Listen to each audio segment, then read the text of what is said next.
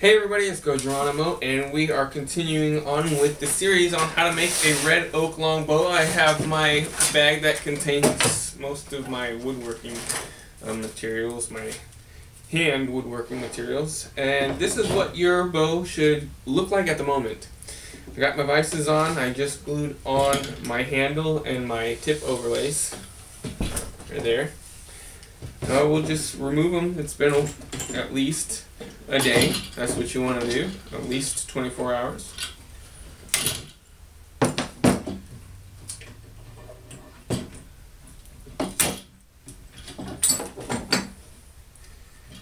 Now later on, you may want to try a couple of different pieces of wood. Maybe 2 pieces of poplar sandwiched in with a red oak sandwiched in the middle. You know, all 1/4 inch pieces would work just fine. Anyways, let's see, we're gonna go ahead and continue.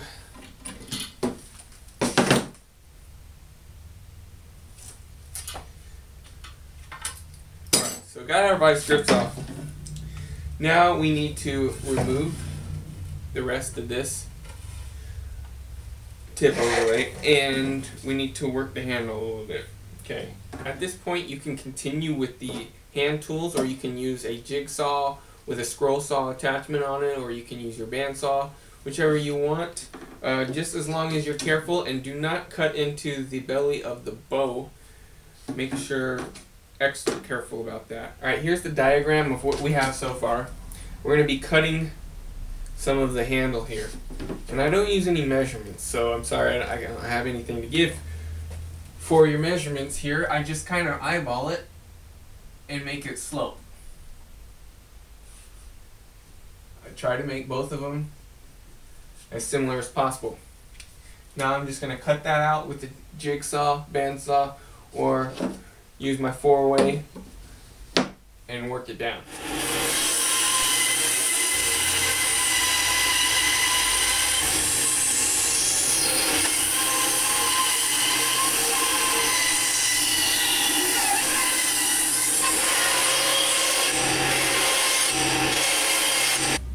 Alright, at this point we've removed that corner off of both sides of the handle, and we've also removed the stock, the extra stock on the tip overlays. Okay?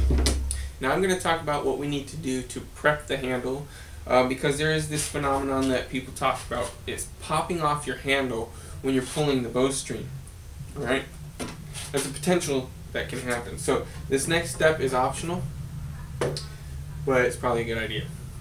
So when you're pulling your string back and this whole limb is flexing, your handle's stopping it from flexing through the middle of the bow. At this point right here, there's a lot of stress because there's not gradual enough of a transition. Alright, so the stress flexes and pops off that handle. The one thing that we can do, and the one thing I've done from the start, and I've never had a problem with a popping handle, is you can continue with that slope in your handle, and they go a little bit about a 1/16 or a little bit more of an inch past, but continuing that gradual slope. You're going to remove that stock. Now your slope doesn't stop at the handle, which causes that stress. Now it stops a little bit lower at the belly instead of at the handle. But when you remove the stock there, you need to remove some more off of the rest of the belly so that you have a good starting point for tailoring your bow. Because if you don't, you're going to have a hinge right here at this arrow. So if you remove the 1/16 of an inch here, just imagine a line from the tip to that 1/16 inch, and that is what you need to remove, with the more being removed here, the least being removed towards the tip.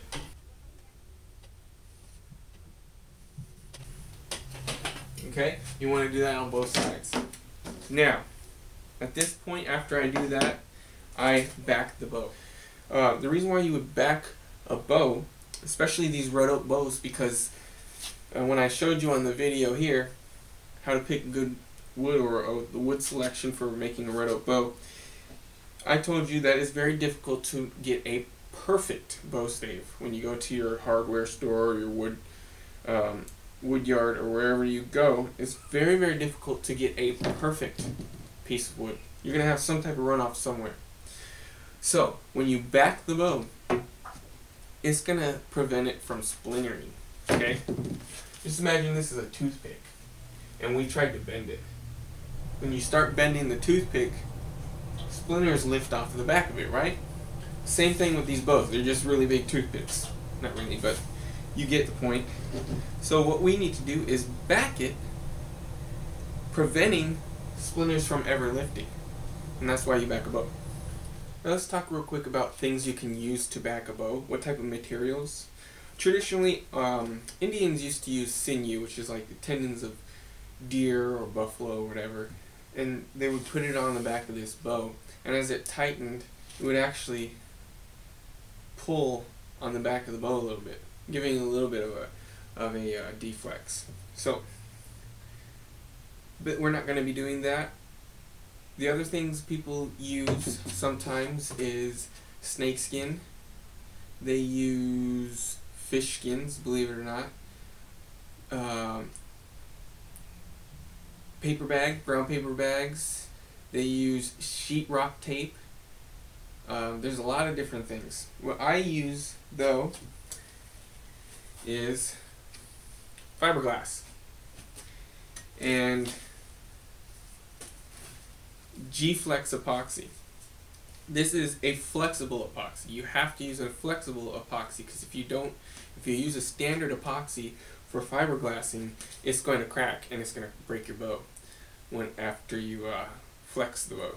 So you have to use flexible resins. It comes in two parts, the resin and the hardener, and it's 50-50. It's 1 per 1. So how much ever you use of this, it's the same amount you use for this. Pretty easy to mix there. But I realize that it's hard. It's a little bit harder to find that material, and this build along I really wanted to make where anyone can easily get this type of material. So cotton is another thing that you can use for backing bows. I wouldn't recommend it unless you get something strong, nice and strong.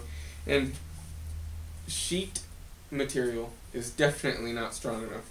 So avoid anything that feels like it's sheet material, like bed sheet material.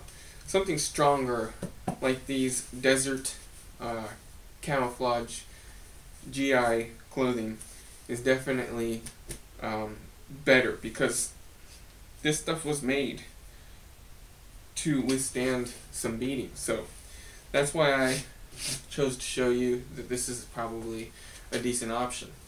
Okay, and real quick, I'll show you how to prepare this. You can use some, Titebond 3 or Titebond 2. This is also works Gorilla Glue. But we're going to kind of cut it with some water, okay? So we don't want it this thick. This makes it hard to really emulsify your fabric if it's this thick. So we're just going to add a little bit of water, which is going to help it to absorb into the material. Not a whole lot. You get something to mix it with.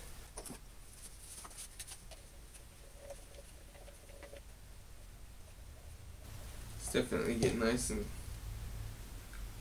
thinner. You don't want to dilute it too much either. There you go. That's a good consistency there. Let me get some of this wax paper out. It's good to have wax paper when you're backing a bow. Keep your area clean.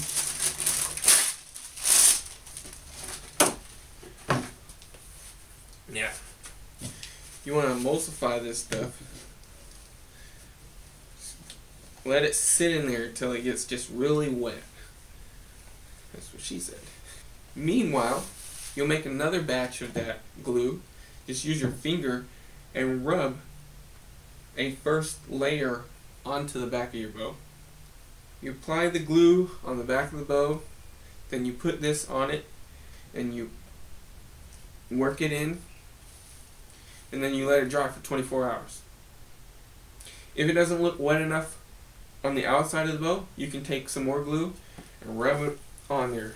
The more glue the better, to keep that cotton in place.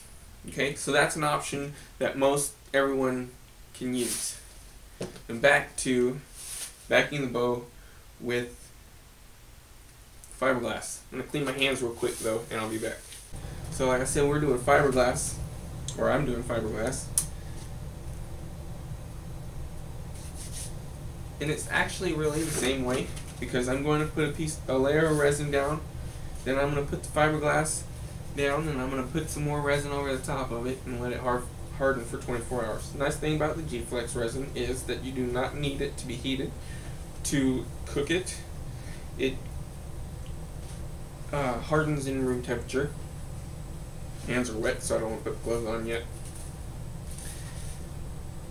So that's nice. You don't need to heat it, but it does do it quicker if you heat it. And that's all on the little fine prints on the bottle. Alright, you need a scrap piece of wood for your mixing and spreading of resin. A couple of mixing cups. Probably one is maybe adequate.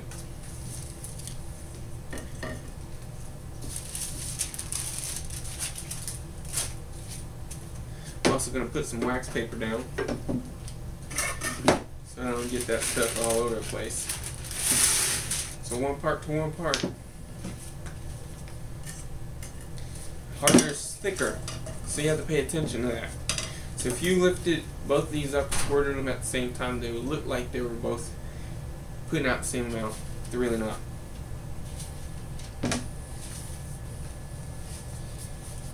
I'm just making enough right now to put that first layer on the bow. Just apply a thin layer on the back of the bow. Doesn't have to be very thick. Alright. So we got the first layer. Now we're going to make sure when we put this down we don't get any of these hanging threads on the bottom. It's because it makes it difficult to lay this stuff. Got it on there, you want to smooth it out and push in a little bit and get that resin to kind of lift up into the fiberglass that you already got on top of it. Okay, so when you got that nice and worked in, you go ahead and make another batch of this stuff. Roughly the same amount of what you did the first time, maybe just a little bit more. And you got about 30 minutes of work time after you mix this stuff. So it's got a good lenient amount of work time. That's enough time to back a bow for sure. Alright, now when you're putting this second coat over the top, you're going to work it in and try to make sure that you don't have any areas or white spots that look like they're dry. Basically, you're going to want to be able to see through this into the wood. It's going to need to be thoroughly wet. Now, when I back my bows, if I want it to be stronger, say if I'm shooting for a heavier weight, I'm going to back it twice with fiberglass, and that's just fine. Alright, so now that I got the resin on my bow,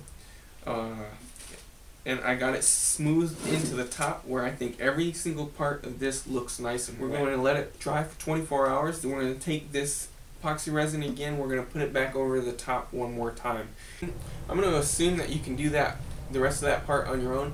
I'm going to come back with this video after I've already put that last layer of epoxy over the top of mine. Thanks for watching. I appreciate your support. Okay, click like, subscribe, share my videos with others, leave great comments, add me to your favorites. You can find me now easier than ever at gojournal.com. Check me out there. Got links to my videos, got links to my instructables.com. Alright, I'll leave you alone now. Thank you very much. Bye bye.